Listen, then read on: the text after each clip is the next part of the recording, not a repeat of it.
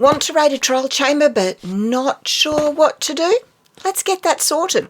First, you need to find a trial chamber. I have a video all about that, from random finds to trading with villagers, link on the screen and in the description. Honestly, the quickest and easiest way to find one is with a map from a cartographer. Then you need to get a few supplies together. Make sure you have decent armour and bring along food, a bow and arrows, a shield and a bed. It's also a good idea to collect some ominous bottles.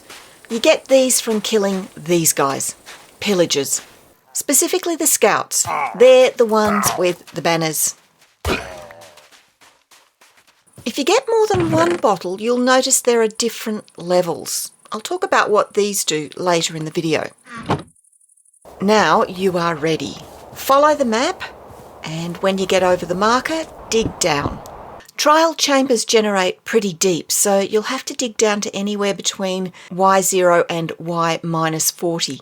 For the sake of advancements and achievements, entering a trial chamber means entering the bounding box rather than actually entering the structure. This will give you the first advancement in Java, Minecraft Trials Edition. Now you're in. So how does this work? Firstly, find somewhere secure to put your bed and set your spawn point. You may want to do this before you break through the wall into the trial chamber proper, just in case. There are a number of different things in a trial chamber. I'm not going to deal with the structure in this video. It's procedurally generated. There are many different rooms you could find in many different configurations. Each chamber you find will be different, so have fun exploring. Instead, let's talk about the different elements in every chamber, so no matter what you come across, you'll know what to do.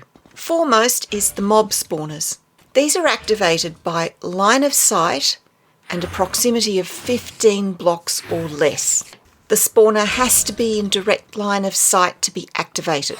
Spawners spit out a set number of mobs dependent on how many players are in the chamber.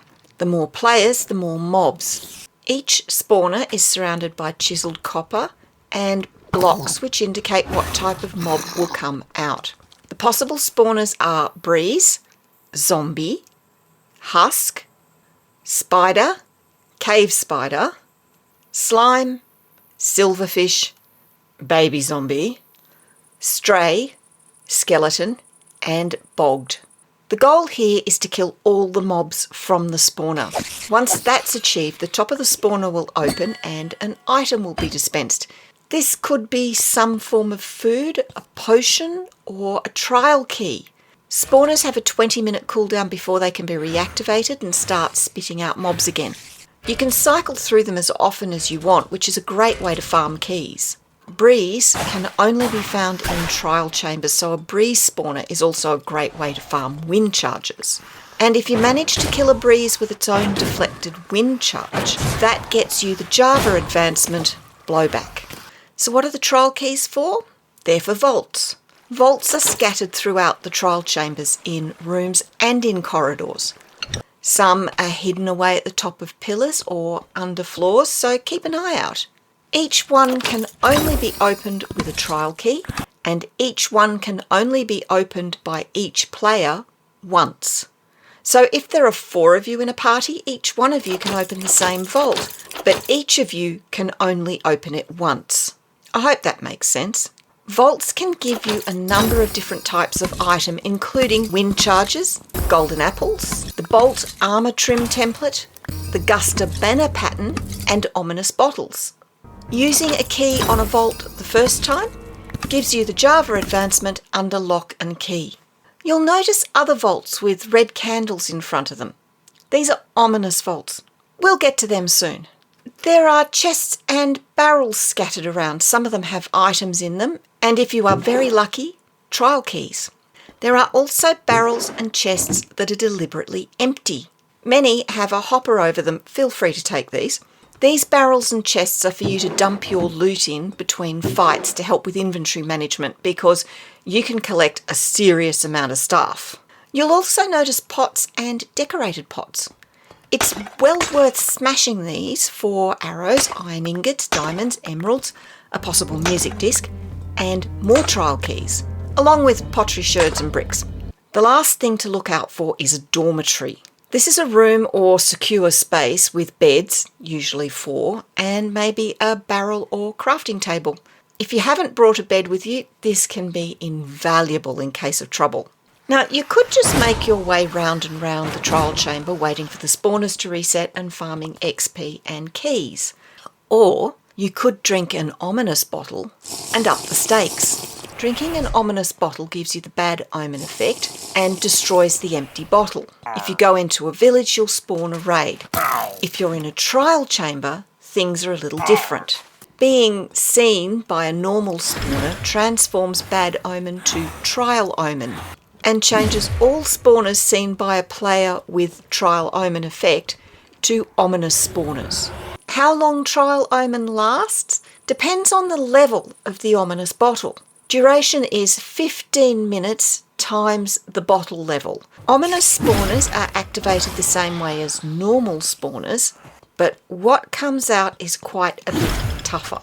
Mobs that can have armour do have armour, often enchanted. More mobs come out than before. If a mob can't be armoured, twice the usual number of mobs will spawn. Ominous spawners also spawn projectiles and lingering potions over players and mobs, so it pays to keep moving.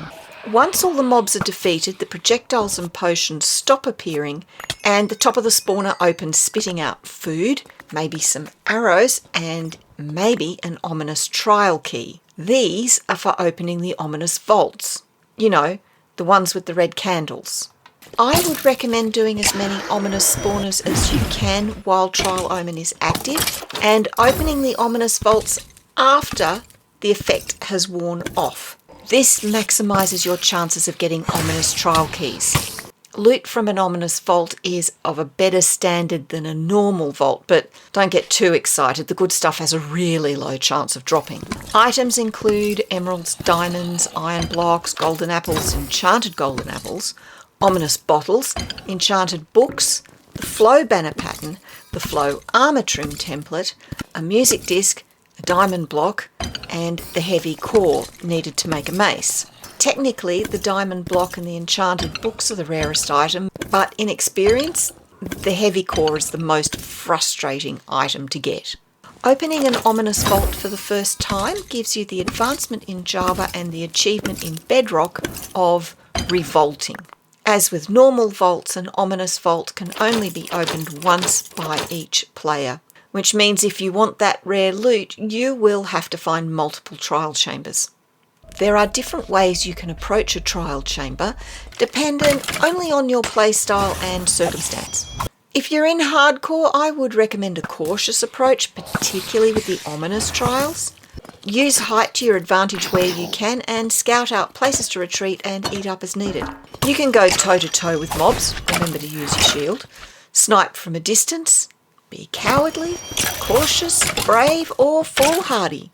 Whatever you do, the choice is yours.